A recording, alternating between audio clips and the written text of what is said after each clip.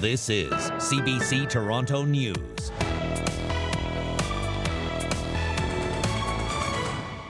I had trouble sleeping. I had a lot of social anxiety. Images coming back to me repeatedly.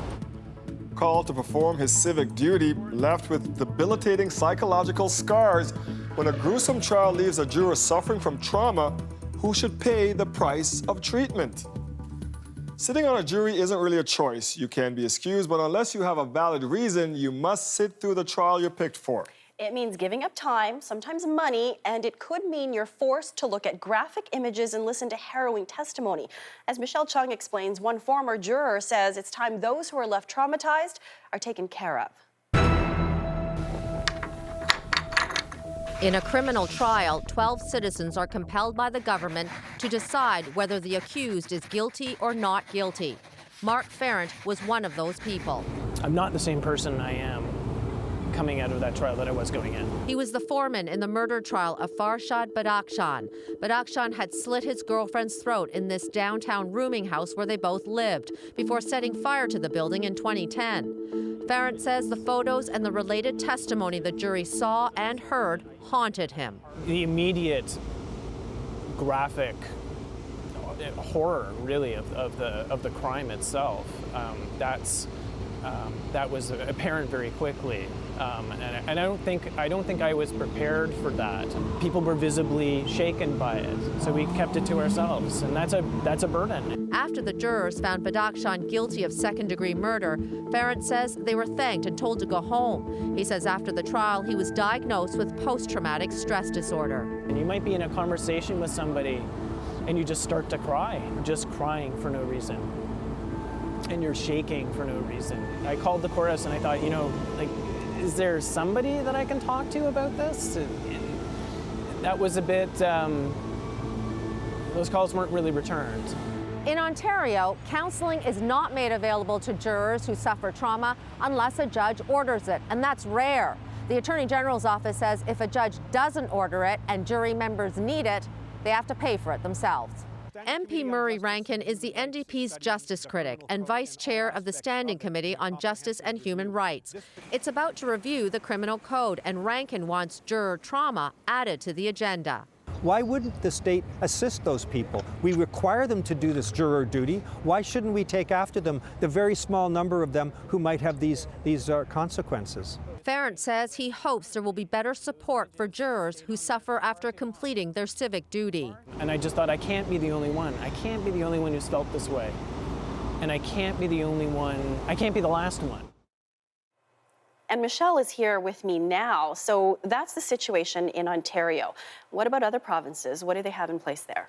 Well, Manitoba has an established system to help jury members. It offers 4 hours of post-trial counseling with a social worker, but it has to be ordered by a judge. And in Quebec, a judge can approve up to 5 one-hour sessions with a psychologist for jurors if they present a doctor's prescription.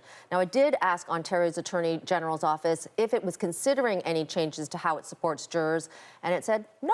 It's happy to leave it up to the judge's discretion. So essentially status quo. Exactly. For now. Thanks, Michelle. You're welcome. We know that PTSD is real, and we recognize the impact it can have on soldiers and first responders. Some people, though, are still skeptical when it comes to getting post-traumatic stress disorder from something like serving on a jury. Kathy Kamkar is a clinical psychologist at CAMH. She joins me in studio now. And Kathy, you don't have to be a war vet to suffer from PTSD. Absolutely not. I think it's very important really for us to understand what PTSD is, because it does contribute to significant amount of disability and suffering and pain. Now, post-traumatic stress disorder or PTSD involves exposure to actual or threatened death, serious injury, or sexual violence. So, for example, it can occur when we directly experience a traumatic event, when we witness a traumatic event occurring to someone else, or when we have learned that the traumatic event has occurred to a close family member or a loved one. And of course, in a case of an actual threatened death to a family member or loved one, the traumatic event must be accidental or violent. Now, PTSD also occurs after repeated or intense exposure to aversive details of the traumatic event. Maybe during a trial. during a trial, or for example, we know for police officers, it could be being repeatedly exposed to details of child abuse, or for first responders, it could be collecting human remains. Absolutely. You know, I've covered some trials where I've had to leave the courtroom because I found it so disturbing what was being presented. Yeah. I mean, can you talk about then the stigma surrounding PTSD and why as a society it's taking us time to recognize it as something that is real and debilitating to certain people? You know, generally speaking, overall, we have worked very hard on reducing the stigma attached to mental health illness, mental health concerns, including PTSD. And I think we have seen some great changes within the past 5 to 10 years. But there is room for further improvement. We really have still a lot of work to do on reducing the stigma. And we really need to normalize the talk around mental health issues, including PTSD. We need to open the dialogue and the communication. No one is immune to mental health problems, including post-traumatic stress disorder. So it's important to know that whenever we are suffering, whenever we are going through any kind of psychological symptoms, and especially when the symptoms increase over time and create more distress and interfere with our function, it's very important to seek help. And the great news is that we have effective treatment available. Dr. Kathy Kamkar, thank you for your insights. We appreciate you joining us. Thank you. Now, Mark Ferrand reached out to us to share his story and push for changes. If you have a tip you'd like us to investigate, we want to hear from you. Send us an email at torontotips@cbc.ca. We are getting more reaction to our story yesterday about how jurors access counseling following a trial. Now, a former juror came forward after he was diagnosed with PTSD. Immediate, graphic horror, really, of the crime itself. That was apparent very quickly, and I don't think I was prepared for that. People were visibly shaken by it. He's now campaigning to get the province to pay for counseling. Former Chief Justice Patrick Lesage agrees. He presided over the Paul Bernardo trial. Bernardo was convicted of kidnapping, torture, and the murder of Christian French and Leslie Mahaffey. During that trial, jurors watched videos of French and Mahaffey screaming and begging for their lives. Lesage ordered counseling for jurors after that trial, and right now, the province leaves counseling for jurors to the discretion of the judge. Lesage says that should change. I had already viewed the tapes, and I knew the effect it had on me, which was not insignificant. I knew it would probably have the effect, a similar effect on other people. It's the juror who knows. I mean, maybe only 1 of 12 will be affected. Maybe 2, maybe 5, maybe 11, maybe all 12, and they wouldn't all know at that time. So no, I don't think just leaving it to the judges is good enough. You can read more from our conversation with Patrick Lesage on our website, including why he regrets not raising the issue of juror counseling when he was Chief Justice. You can find that at cbc.ca/Toronto. An Ontario woman who sat on a murder trial 4.5 years ago is looking for compensation. She was on the jury that found Michael Rafferty guilty of first-degree murder in the death of 8-year-old Tori Stafford. We can't identify the juror because there's a publication ban on her identity. Michelle Chung has been reporting on this issue for us, and she joins me live. So, Michelle, another juror has come forward looking for help. Well, that's right. The juror and her lawyer got in touch with us after they saw our story on Mark Ferrand. He's been advocating for support for jury members who've been traumatized by what they've seen at trial. Now, this juror you're about to hear from is taking her fight for compensation to the Court of Appeal. I'm angry at the whole damn system, because I'm here and I shouldn't be. This 57-year-old single mother of 2 says it was only days after she and 11 other jurors rendered their verdict in a murder case that she snapped. My short-term memory was gone. I was angry. I was reliving the trial, but I was reliving it in the place where I was standing there at the crime scene watching it happen over and over and over again. The jurors in Michael Rafferty's murder trial seen here were taken to the crime scene. The juror said she couldn't get the photos of 8-year-old Tori Stafford's body or the videos the jury was shown out of her head. Like I was crying all the time, and I was a mess.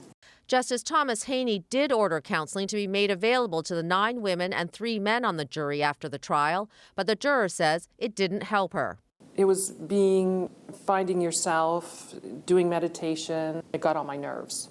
Them telling me to take deep breaths. She's been seeing a psychiatrist for several years and says she's not the only juror on the trial who was traumatized. There was 3 other ones that I know of. I don't know who they are, but I was told. Up until now, the province relies on the judge to decide whether or not to order counseling and what type of counseling for jurors. The former project manager had applied to the Criminal Injuries Compensation Board to cover her medical costs and lost wages, but was rejected. She's taking her case to the Court of Appeal early next month. It seems to me that she fits what one would call a victim of crimes. Her lawyer says if this test case is successful, it could broaden the definition of victims of crime who should be compensated. Do we say, yep, you did your duty and you're going to have to continue to do your duty and live, like lose your house, lose your job, lose financially as a result of this? If it happens, we should be there to support them. The Attorney General has told CBC News that he's heard the concerns. My intent is to raise this issue with the judiciary and with our other justice sector partners so that we can collectively determine what is a better approach in providing these important services for jurors. Now, we asked the Attorney General if there's a timeline for the consultations. He would only say that he expects it to be soon. So we've been talking about jurors in this series, but there are others present in trials in a courtroom. What services are available to them? Well, just about everyone in the court: judges, court officials, crowns, police, paramedics, fire services, and some media organizations can access mental health services through their workplace. Defense lawyers and jurors don't have that benefit. Well, we'll see what the minister comes up with in this case. Thanks, Michelle. You're welcome. We need to make sure that jurors who do a very important job get the support they need. That's the service that was lacking for me when I was going through it. Free and accessible, finally. After our coverage of juror counseling and PTSD, help is on the way. We brought you the stories of jurors traumatized by what they saw and heard. Some were diagnosed with PTSD, a battle many continue to struggle with years later. They couldn't get the help they needed until CBC got involved. Shannon Martin joins me now with what the province announced today. Shannon. Right, so a lot of this is new, a lot of details still to come, but here's what we can say for sure. It's called the Juror Support Program, and it will offer free counseling starting in the new year. Think of the Employee Assistance Program. The government plans to hire a third-party provider. So essentially, a juror could pick up a phone anywhere in the province and get counseling or be directed to a counselor. The expected cost is between $30,000 to $55,000 a year, money that will be pulled from the Attorney General's existing budget. Here's more from Yasser Naqvi. We heard stories up to very recently. CBC did a very good job in highlighting stories like that of Mr. Mark Ferrand.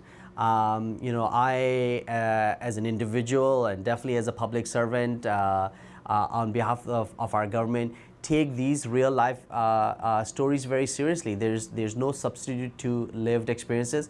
That prompted me to ask questions within my ministry as to how we provide support for jurors.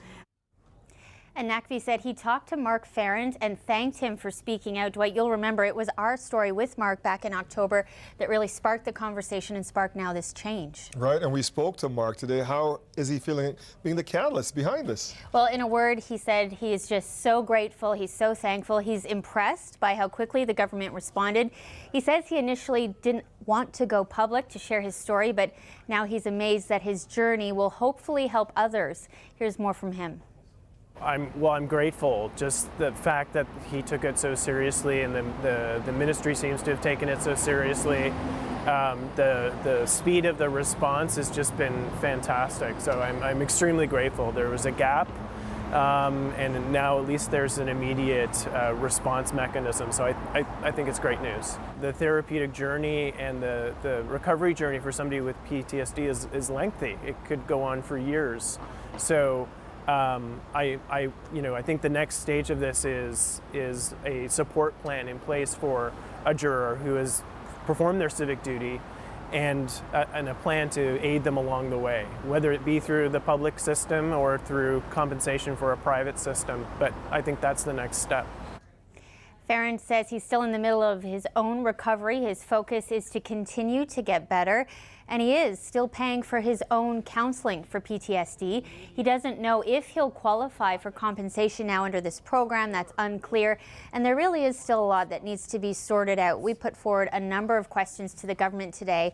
Who qualifies? Is it retroactive? How many sessions could a juror receive? Will there be a cap? Will it be group treatment or individual? Obviously, a lot of specifics, Dwight, that still needed to be sorted out. The government will confirm as the program is shaped, but I think a big thing for a lot of people is this will be free. And it started. Yes. It's about time. Thank you, Shannon. You're welcome.